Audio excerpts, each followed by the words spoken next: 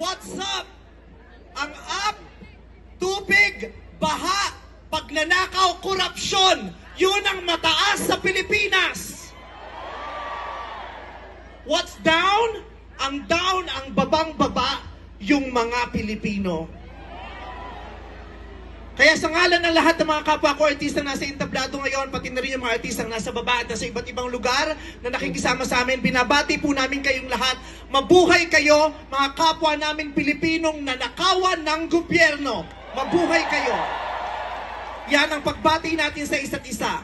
At para sa lahat naman ng mga politiko at bahagi na ng gobyerno na nagnakaw sa atin, nagnanakaw sa atin, mga nakatingin habang may nagnanakaw sa atin, mga kasama ng mga nagnanakaw sa atin, mga alam na may nagnanakaw pero hindi nagsasalita, mga kasama ng mga nagnanakaw, mga nagtatago ng magnanakaw, isa lang ang gusto naming sabihin sa inyong lahat.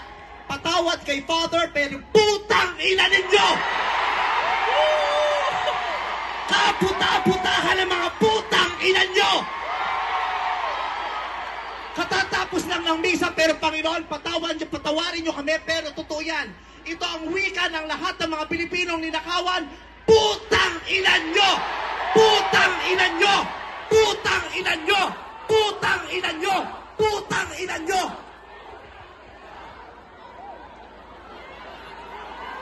Putang ina nyo!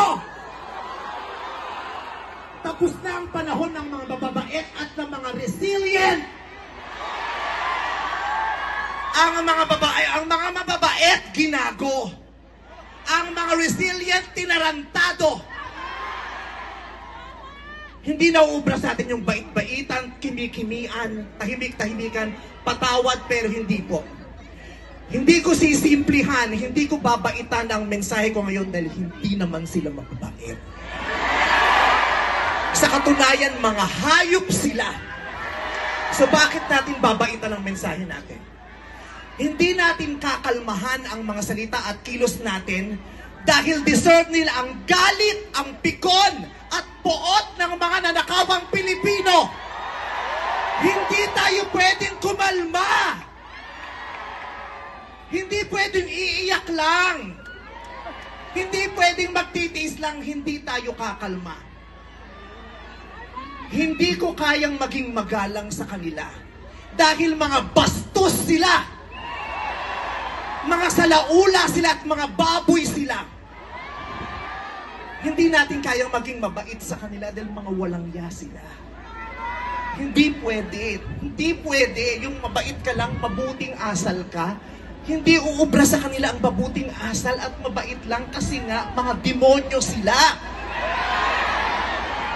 Kaya tama yan. Sumigaw lahat ng galit. Lahat ng galit na galit. Ang hindi matatapos ang galit bukas. Ang iparirinig ang galit hanggang hindi makulong ang mga putang ina ang magnanakaw. Hindi tayong pwede magalit lang ngayon. Kailangan hanggang bukas, kailangan sa susunod na linggo, kailangan sa susunod na buwan, hanggang umabot ng ilang taon hanggat hindi sila nauubos. Walang mawawala sa atin kasi ubos na tayo. Kaya ang gagawin natin ngayon ay babawi na